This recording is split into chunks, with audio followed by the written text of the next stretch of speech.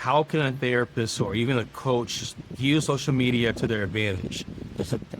I was talking to a coach a little while ago, and he had this issue where he wasn't necessarily scared to post. He was posting up 3 times a day, and he just didn't know why the connection wasn't happening between him and people who wanted to sign up for what he offered. So we just checked these things as he was talking.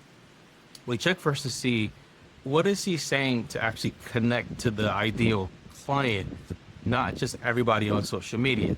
Big difference, right? You could be putting out tons of content, but if it's not talking and resonating to the exact person you want to serve, then it's just really a lot of noise. So we checked that. Number two, we just checked simply, is he speaking like a human being? Why does that matter? You're speaking like a therapist and you have tons of clinical jargon, you're talking in these deep words that people don't understand, don't resonate with, they're gonna just scroll past. Social media is one of those apps where if it doesn't make sense quick, people are gonna scroll past. But here's the one that actually hit home the most when we were talking to him. He was leaving out a big part of his story. He had an amazing story of things that he overcame and he worked through, and he was leaving that completely out. So he was just blending in with every other coach. So here's a process that I teach my people. You can learn it today and go put it to play. It's the triple P. When I want to introduce myself or I want to talk about what I do, these 3 things I do and I teach my clients to do. Number 1 is the problem. What's the big, hairy problems that came in front of you when you wanted to go after a goal? Let's just say, for instance, you wanted to achieve a speaking gig, or you wanted to be a public speaker, and you had your paper ready, you had your speech ready, and all of a sudden you either lost your voice, or all of a sudden shame and guilt started to come along for the journey. You started feeling that I don't speak well, I don't make eye contact, I'm not pretty enough. That problem comes up, which leads us to the second part, which is the process. What did you do to overcome that problem? That's the process. So number 1 is P, the problem. What problem did you have to overcome? Number 2, what was the process that you used to overcome that?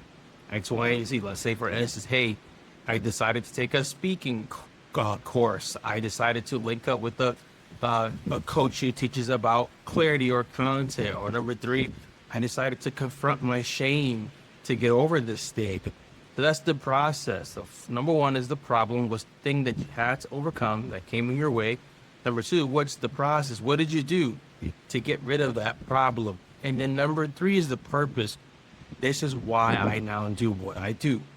Now you're just showing them I do this because I once had that problem. I had to overcome that problem with this process that I have, and now I help other people do that. So I told him, I said, hey, instead of just trying to make fitness videos and trying to just show people that you work out, how about you talk about the stuff that's in their head, which is the problem. Talk about overeating when your emotions are high. Talk about starting all over again.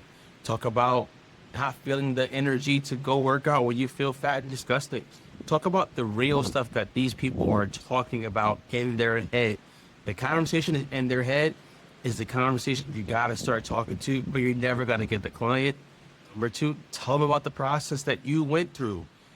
People are looking for you to be more so a human being than they are you being like this hero.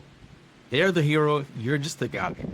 That simple process we break down with our clients, but we go deeper. How do you use your story to touch people, to connect with people, to show your audience you're real?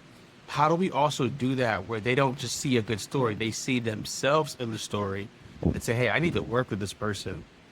That's a simple process that we use. That one is actually included in our 30-day bootcamp, and I'll put the link in the show notes for that. For 30 days, we map out, where are you? Where do you want to be? How do we make steps to get there? We don't just leave you alone. We check back in with you. There's some weekly huddles that's virtual so that you don't feel that you're doing all this alone. I, for one, believe therapists and coaches can change the world.